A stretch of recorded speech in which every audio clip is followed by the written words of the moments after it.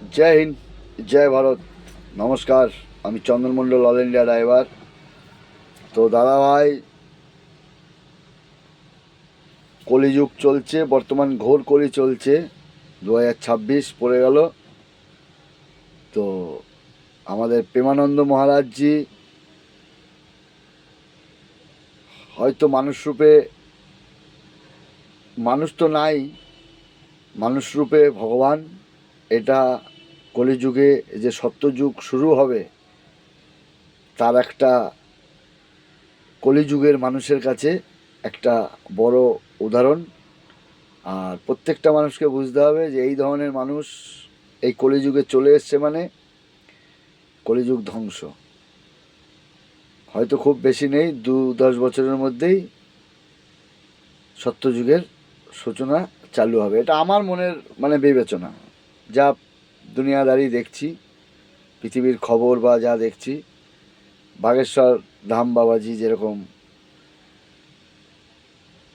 তো আমাদের যোগীজি, হিরণময় প্রভু আমাদের বেঙ্গলের, কার্তিক মহারাজ, তো এরা যখন সমাজ বাঁচাতে সচেতন বার্তা দেওয়ার জন্য পাগল হয়ে উঠেছে, তার মানে বুঝতে হবে এরা মানুষ রূপে ভগবান।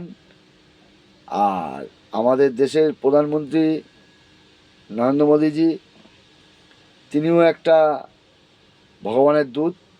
এটা আমাদের আর বুঝতে বাকি নেই। যারা হয়তো বুঝতে পারছে না, যারা এখনও কলিযুগের মধ্যে ভাসছে, তাদেরকে বলছি, দাদা ভাই, মোদিজি, প্রেমানন্দ মহারাজজি, বাগেশ্বর ধাম বাবা, আমাদের যোগী আদিত্যনাথজি, তো এরকম আমাদের যে সনাতনী হিরণময় প্রভুজি আমাদের বেঙ্গলের, কার্তিক মহারাজজি, এরা, তাদের কোনো আগে নেই পিছে নেই, তাদের কোনো চিন্তা নেই। তাদের ব্যাস, আমি কৃষ্ণ নাম করতে করতে চলে যাব ওপরে, আমার আর কোনো দরকার নেই। পারতো, কিন্তু তারা কেন সমাজকে সচেতন করার জন্য এত কথা বলছে, এত কিছু বলছে? তো বুঝতে হবে কলিযুগ অন্ত, মানে শেষ, সত্যযুগের দিকে আগাচ্ছে। আর খুব কাছে, কারণ কল্কির জন্ম নিয়ে নিয়েছে এই ধরতিতে। কল্কির জন্ম যখন শুরু হয়ে গেছে, কল্কি জন্ম নিয়ে নিয়েছে, এসে গেছে এই কলিযুগে। আর কলির আর এর থেকে কি হবে? যার মুখে যা আসে, যে যাকে যা পারে, যে যা করছে, কোনো লাগাম ছাড়া। তো কলিযুগই চলছে। মানুষের মধ্যে ভালোবাসা নেই, প্রেম ভালোবাসা কিচ্ছু নেই। মানুষকে মানুষ দেখলে যেন রেগে যাচ্ছে। তার মানে কি অতিরিক্ত মানুষ হয়ে গেছে? তো মানুষ কিছু কমার দরকার আছে। এটাই হচ্ছে কি কলিযুগ। যে মানুষ কমে, সে রোগে হোক, ঝড়ে হোক, জলে হোক, আগুনে হোক, বা যুদ্ধ করেই হোক, এইভাবে মানুষ কমলেই মানুষের ভেতরে প্রেম ভালোবাসা জাগবে। একটা মানুষের প্রতি মানুষের ভালোবাসাও জাগবে। তখন থেকে আবার মানুষকে বিশ্বাস করবে। মানুষের উপরে বিশ্বাস উঠে গেছে।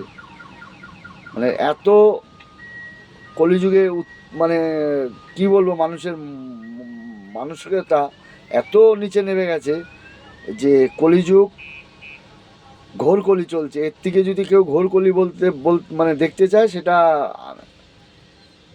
আমার মনে হয় না যে না দেখাটাই ভালো।